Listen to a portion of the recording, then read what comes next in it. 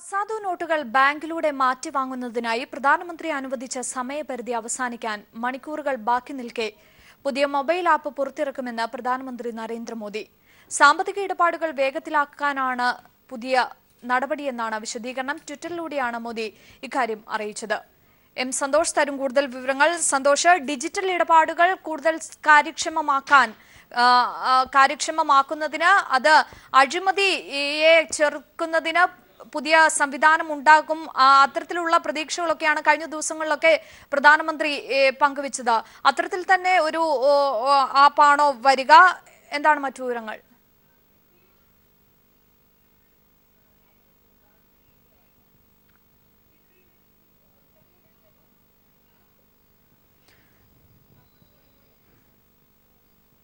M Santhosh ചേരുകയാണ് കൂടുതൽ വിവരങ്ങളുമായി. സന്തോഷ്, ഡിജിറ്റൽ ഇടപാടുകൾ വ്യാപകമാകുന്നതോടെ അഴിമതി കുറയ്ക്കാനാകുമെന്നൊരു പ്രതീക്ഷയാണ് കഴിഞ്ഞ ദിവസങ്ങളിലൊക്കെ മോദി പങ്കുവച്ചത്. അത്തരത്തിൽ ഉതകുന്ന ഒരു മൊബൈൽ ആപ്പ്, അതാണോ മോദിയുടെ ലക്ഷ്യം?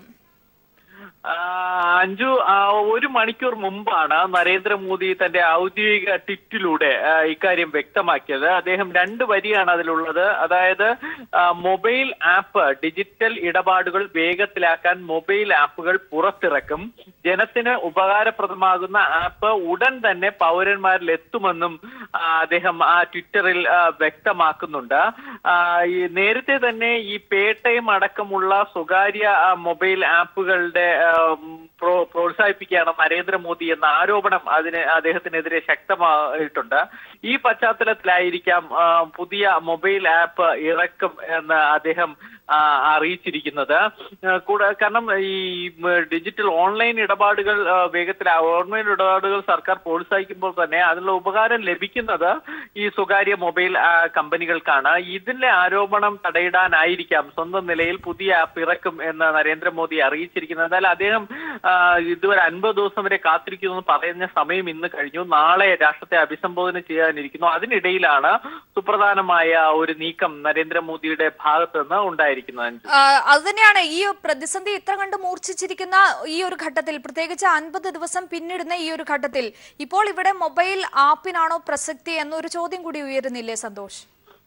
അഞ്ജു, അദ്ദേഹം ഈ കള്ളപ്പണം വേട്ട എന്ന രീതിയിലാണ് നോട്ടുമാറ്റം ആദ്യം പ്രധാനമന്ത്രി നവംബർ 8-ന് പ്രഖ്യാപിക്കുന്നത്. എന്നാൽ അതിനുശേഷം അത് പിന്നീട് ഡിജിറ്റൽ ഇടപാടുകൾ ആക്കുക എന്ന രീതിയിലേക്ക് മാറുകയും ചെയ്തു. കാരണം ആവശ്യത്തിന് നോട്ട് ലഭ്യത കുറഞ്ഞത്, അതേ തുടർന്നുണ്ടായ ജനരോഷം എന്നിവയൊക്കെ കണക്കിലെടുത്താണ് കേന്ദ്ര സർക്കാർ ഓൺലൈൻ ഇടപാടുകൾ പ്രോത്സാഹിപ്പിക്കുന്ന നടപടിയിലേക്ക് കാര്യങ്ങൾ നീക്കിയത്. നികുതി ഇളവുകൾ പലതും ഈ മേഖലയിലേക്ക് വരുമെന്ന പ്രഖ്യാപനവും ഉണ്ടായിരുന്നു, സൂചനകളും ഉണ്ടായിരുന്നു. പക്ഷെ ഇതിനിടയിലാണ് ഇപ്പോൾ ഇതിനായുള്ള മൊബൈൽ ആപ്പ് പുറത്തിറക്കും എന്ന് പ്രധാനമന്ത്രി ട്വിറ്ററിലൂടെ അറിയിച്ചിരിക്കുന്നത്. നേരത്തെ ചോദിച്ച ചോദ്യം പ്രസക്തമാണ്. ഇപ്പോഴത്തെ സാഹചര്യത്തിൽ ഒരു മൊബൈൽ ആപ്പ് മാത്രം മതിയോ എന്ന ചോദ്യം. പക്ഷെ അതിനപ്പുറം മറ്റെന്തെങ്കിലും അദ്ദേഹത്തിന് വയ്ക്കാനുണ്ടോ എന്ന് ഇനി നാളെ അദ്ദേഹം രാഷ്ട്രത്തെ അഭിസംബോധന ചെയ്യുമ്പോൾ മാത്രമേ അറിയാനുള്ളൂ. എന്നാൽ ഇപ്പോൾ ഒരു ആദ്യ നീക്കം എന്ന് വേണം നമുക്കിതിനെ കാണാൻ.